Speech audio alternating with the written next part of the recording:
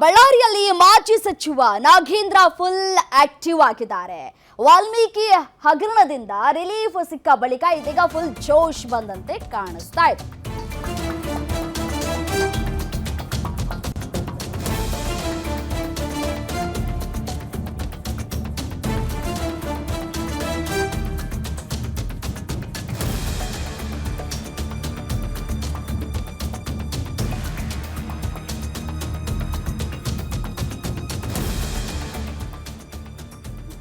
Valmiki ಹಗರಣದಿಂದ relief ಸಿಕ್ಕ ಬಳಿಕ full ಜೋಶ್ ಬಂದಂತೆ ಕಾಣಿಸ್ತಾ ಇದೆ ಮಾಜಿ ಸಚಿವರಿಗೆ.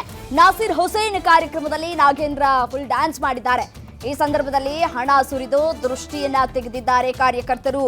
ವಾಲ್ಮೀಕಿ ಹಗರಣದಲ್ಲಿ ಜೈಲಿಗೆ ಹೋಗಿದ್ದಂತಹ ನಾಗೇಂದ್ರ ಜಾಮೀನಿನ ಮೇಲೆ ಬಿಡುಗಡೆಯಾಗಿದ್ದಾರೆ. ಬಿ ನಾಗೇಂದ್ರ ವಾಲ್ಮೀಕಿ ನಿಗಮದ ಹಗರಣವನ್ನ ಅಂದ್ರೆ ಏನಾಗಿತ್ತು ಆ ಹಗರಣ, ಹಣವನ್ನ 2024ರ ಲೋಕಸಭೆ ಚುನಾವಣೆಯಲ್ಲಿ ಸ್ಪರ್ಧಿಸಿದ್ದ ಬಳ್ಳಾರಿ ಅಭ್ಯರ್ಥಿಯ ಖರ್ಚು ಮತ್ತು ಬಿ ನಾಗೇಂದ್ರ ಅವರ ವೈಯಕ್ತಿಕ ವೆಚ್ಚಕ್ಕೆ ಬಳಸಿಕೊಳ್ಳಲಾಗಿದೆ ಅಂತ ಹೇಳಿ ಈಗಾಗಲೇ ಇಡಿ ತನಿಖೆಯನ್ನ ಕೂಡ ಮಾಡಿತ್ತು.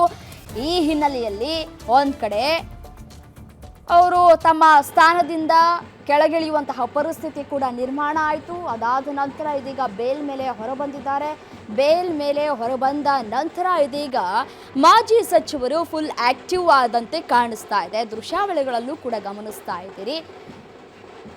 ವಾಲ್ಮೀಕಿ ಹಗರಣದಿಂದ ರಿಲೀಫ್ ಸಿಕ್ಕ ಬಳಿಕ ಫುಲ್ ಜೋಶಲ್ಲಿ ಇದ್ದಂತೆ ಕಾಣಿಸ್ತಾ ಇದೆ. ನಾಗೇಂದ್ರ ಅವರು ಫುಲ್ ಡ್ಯಾನ್ಸ್ ಮಾಡಿ ಎಂಜಾಯ್ ಮಾಡಿದ್ದಾರೆ. ಈ ಸಂದರ್ಭದಲ್ಲಿ ಅವರ ಮೇಲೆ ಹಣವನ್ನು ಸುರಿದು ದೃಷ್ಟಿ ತೆಗೆಯುವಂತಹ ಕೆಲಸವನ್ನ ಕೂಡ ಮಾಡಲಾಗಿದೆ.